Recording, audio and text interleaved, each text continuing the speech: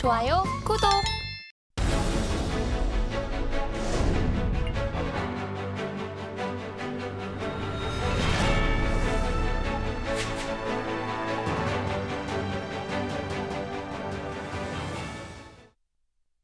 네, 이렇게 암호화폐 시황까지 체크를 좀 해보고 돌아왔습니다. 이번 시간은 월가 트레이더 버니의 미국 주식 시간이죠.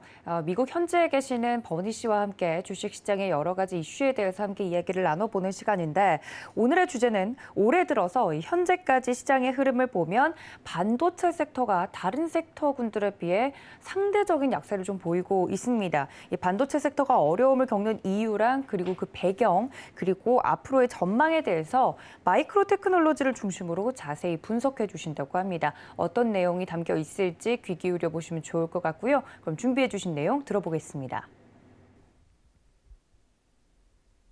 So far this year, if we looked at the semiconductor industry, it has lagged pretty significantly. And there's reasons for that. Since COVID, we've had problems getting chips. So if you can't get chips, a semiconductor company is going to have a real problem generating sales and having positive guidance going forward. But I think that may be fully reflective in the stock market as a whole and in that stock right now, that sector right now. So let's take a look at one of the stocks that's in there. Let's look at Micron Technologies. Micron is an interesting company because I believe obviously it's had a significant underperformance, and it's identified weak demand because we don't have the chips that we can put in cars and computers and all that. We've had back orders on them, but it's starting to shift its revenue mix into data centers and cloud computing and networks and graphics. And if we look going forward, that's going to be a significant area of growth. The industry is anticipated to more than double its revenues between now and 2030 in that space. And Micron is ideally situated to be able to take advantage of that. So when we just look at this sector, we can see right here on this chart how poorly the semiconductor index has traded all year long. It's down 40-some% this year. But Micron has done better than its biggest competitor, NVIDIA, and I think that is because of the way that Micron is changing its focus going forward. When we look at the stock as a whole, we can see right here is that Micron obviously has made a new low this year. It's just coming off its lows. It's coming off the biggest volume it's had basically almost most of the year, and it's starting to get some positive divergences even though the momentum has been negative. And you can see here when this momentum is positive, that's a great sign. When the momentum is negative, it's difficult. So we need to start to develop positive momentum on the stock. I think we can identify here as an interesting place for us to start to measure it. When we look at the semiconductor industry index as a whole, we can see how poorly that's done, but we also compare Micron right now, and we can see some positive divergences where Micron's starting to outperform that semiconductor index.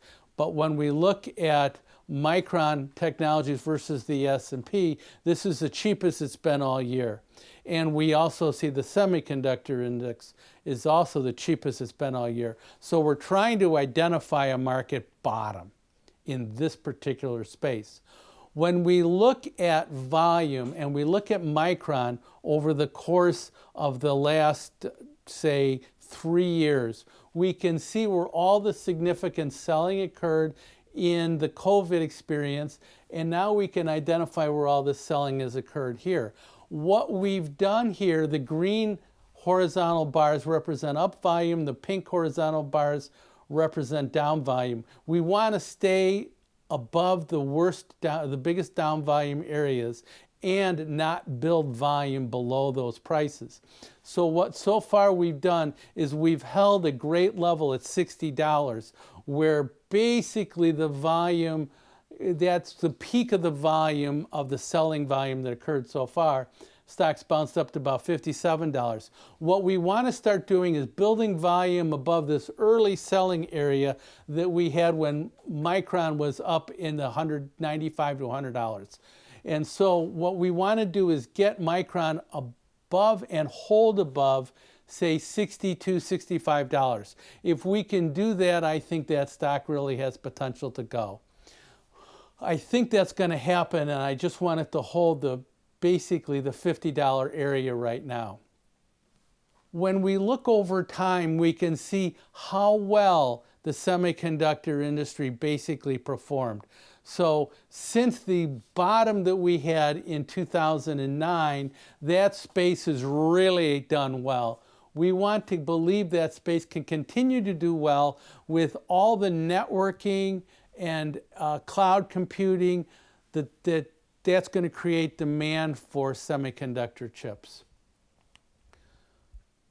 Finally, when we look at Micron and we look at it on a seasonality basis, we can see for the second half of the year, if we just look at the last, say, 6 years, generally speaking, the stock has been at worst market performer, at best market outperformer on a month-by-month basis. And it's done really well in the second half of the year, but particularly the fourth quarter of the year. And I do believe that the fourth quarter of the year, the stock market should experience positive returns. When I compare Micron, and you can see it visually here, this is where we are right now this year, but we can also see how many times Micron does well, and generally speaking, how strong the performance is in the second half of the year relative to the first half of the year on the years that it's gone higher. So I think that's a positive setup for Micron, who's also identified where their best area of growth is going to be, and they're trying to work their way in. Finally, if we think about just the market as a whole, and can the market as a whole hang here, these are the consecutive days where NASDAQ has made more new lows, 52-week new lows, than new 52-week new highs. And all these other periods were good periods of market bottoms if we go back the last 20 years, 23 years. And we've just identified that we've done this 62 times where we've made a new NASDAQ 52-week low that was greater than the NASDAQ new 52-week high for that day. So maybe this is a good spot for us to be able to identify why the semiconductor sector should bottom and why Micron in particular should not only bottom but outperform the semiconductor index. 좋아요, 구독!